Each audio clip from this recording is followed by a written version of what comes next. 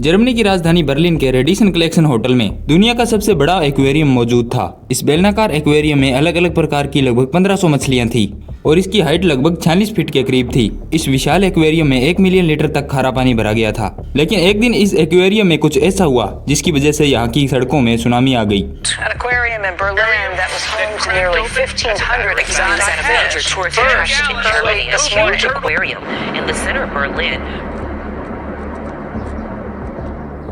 साल 15 दिसंबर 2022 सुबह के समय होटल में बहुत सारे गेस्ट रुके हुए थे।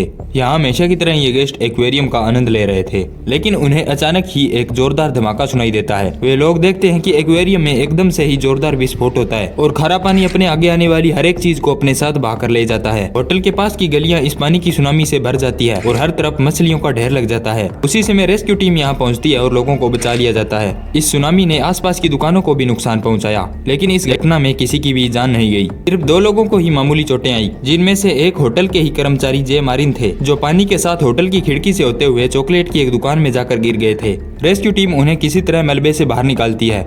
आखिर ये एक्वेरियम अचानक से कैसे फटा, ये जानने के लिए इन्वेस्टिगेशन टीम जल्दी ही अपने काम पर लग जाती है। अनफॉर्चुनेटली एक्वेरियम के पास कोई सीसीटीवी कैमरा नहीं लगाया गया था, इस कारण इस मामले को सुलझाना और भी मुश्किल हो गया। अब इन्वेस्टिगेशन टीम के पास ना ही कोई गवाह था और ना ही कोई सबूत। इस मामले को लेकर कई सारे अंदाजे लगाए गए, जिनमें कहा गया कि एक्वेरियम को बनाने के लिए एक्रिलिक ग्लास का उपयोग किया गया है, जो एक प्रकार की प्लास्टिक की होती है। टीम ने बताया कि ग्लास को साफ करने के लिए घटिया क्वालिटी की स्प्रे का इस्तेमाल किया गया हो सकता है, जिसने ग्लास को कमजोर कर दिया। इसके साथ ही ये भी कहा गया कि क्या किसी ने गोली मारकर एक्वेरियम को नुकसान पहुंचाया था या फिर ऐसा भूकंप के कारण हुआ था, लेकिन एक्वेरियम के फटने की वजह अभी स्पष्ट नहीं थी।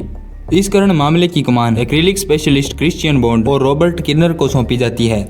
अब एक्वेरियम के सभी टुकड़ों को इकट्ठा किया जाता है और इन्हें आकार के अनुसार एक फर्श पर रखकर जोड़ा जाता है, ताकि यह पता लगाया जा सके कि एक्वेरियम को नुकसान कहां से पहुंचा है। काफी समय तक इन टुकड़ों की माइक्रोस्कोप के द्वारा जांच पड़ताल की जाती है। कठिन परिश्रम के बाद विशेषज्ञों ने इस मामले पर 3 थ्योरीज दी, जिनमें से एक थ्योरी एक्वेरियम को बनाने के लिए यूज किए गए ग्लू को लेकर दी गई थी, जिसमें कहा गया कि जब साल 2002 में इस एक्वेरियम को बनाया जा रहा था तो एक्रेलिक पैनल्स को चिपकाने के लिए जिस ग्लू का इस्तेमाल किया गया था उसकी मजबूती इतने सालों बाद कमजोर पड़ गई और एक्वेरियम को नुकसान पहुंचा। इसमें दूसरी थ्योरी ये थी कि जब साल 2019 के करीब एक्वेरियम का रेनोवेशन करवाया गया तो एक्वेरियम में से सारा पानी निकाल लिया गया, जिस कारण एक्रेलिक अचानक सूखने के कारण सिकुड़ गई और उनमें दरारें पड़ गई। तीसरे सिद्धांत के अनुसार जब एक्वेरियम को रिनोवेट करवाया गया तो कर्मचारियों ने हथौड़े जैसे गैजेट्स का इस्तेमाल भी किया था, जिससे ग्लास में कोई निशान रह गया होगा और वो समय के साथ फैलता गया। हालांकि इन्वेस्टिगेशन टीम के लगातार प्रयास के बाद भी ये मामला पूरी तरह सुलझा नहीं, लेकिन इस एक्वेरियम के फटने से करोड़ों का नुकसान हुआ और कई सारे संगठनों ने मछलियों को एक्वेरियम में रखने पर विरोध भी किया।